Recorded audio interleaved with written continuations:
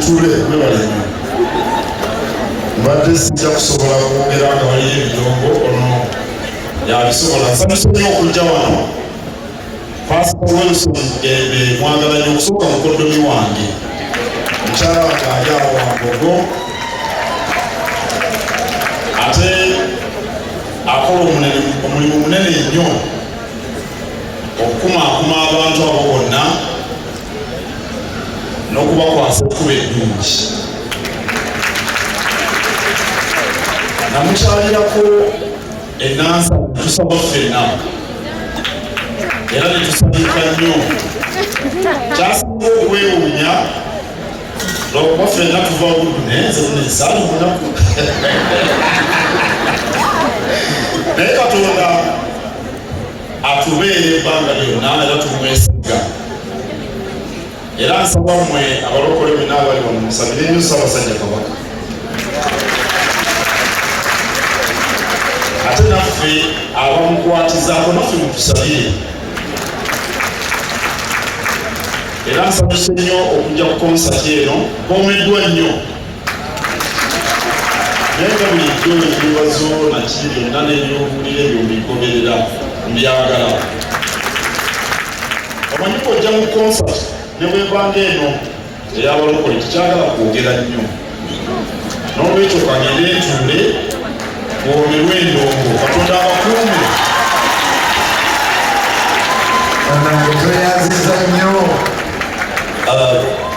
Pastor Wilson Gembe, before we have a surprise for you.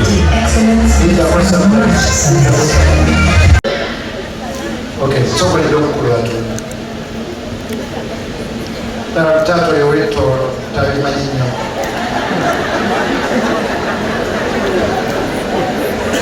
ina Katonda sewa ku video ina Katonda mwami Sekide Mr. Sekide omawo Katonda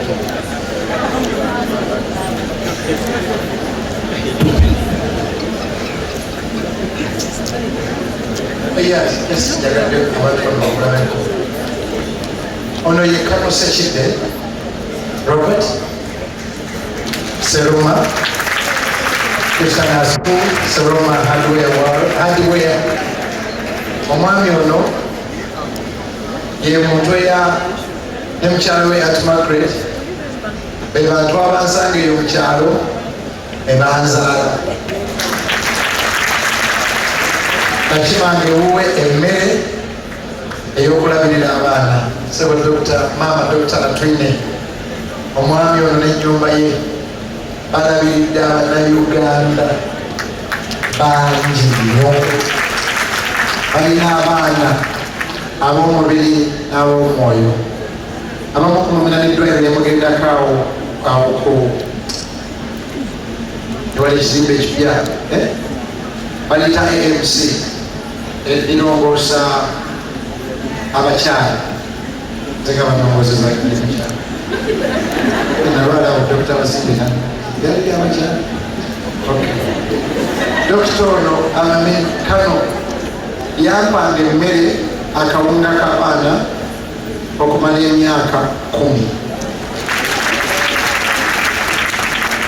yene mukyala we nsaba tubakubireko omugala ebirungi bakolera Uganda sewo Katikkiro yagadde okwanjulira abantu bano era nga mukyaliwo nsaba Dr. Latwine please ma'am thank you for honoring my day please come and say hi to my people because after you the show will move non-stop.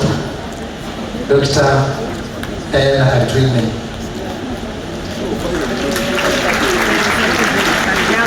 Please welcome Dr. Diana Latwine. I don't know how she'll make it here, but probably there was a concert to your car, the government, the opposition, and that will want to immediately. Katonda tumukubire engalo bannange.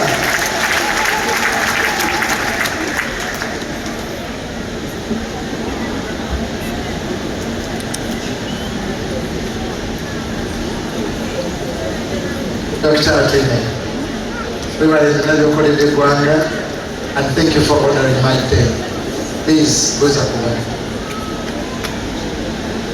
Pastor Bugembe, twagala okukulisa, twagala okwebaza Mukama olw'obulamu n'omulimu gw'okola mu ggwanga muno, bavubuka, bakulu, byalo eyo, omulimu gwa Katonda gw'okola, Mukama yeebala okukozesa, ate tukusabira tubeere ne anointing esingako wano, asobola okukola n'ebisingako wano, ekkanisa yo ekule, ebeere olusozi nga Sayuuni.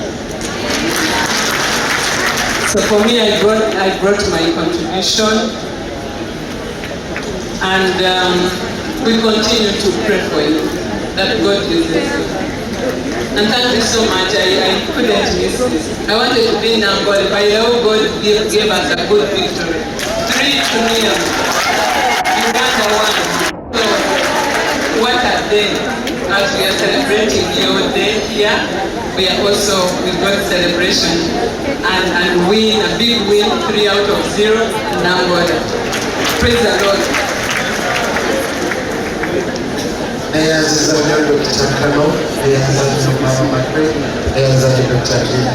Thank you so much.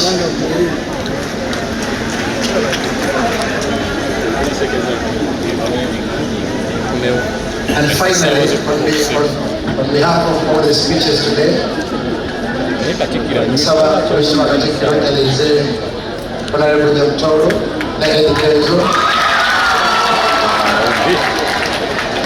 I think the English teacher of Shikira, the president of the country, where is Honorable Dr. Okay. Where is your husband? Kenzo. What are you about to say? Honorable, anyway I choose. Kenzo jambo ile mabega. Kama ndio walimbi wasamisi kama mwangaza chiba minista. Honorable Kaki, please join me. However, for your patience, they are very brief, and this will be our final speech. I don't know if Aunt Gloria is here. I want you to know I love you so much.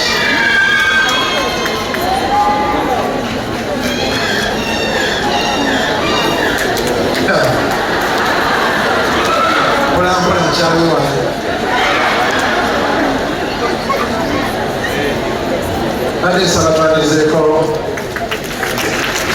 Kenzo and Honorable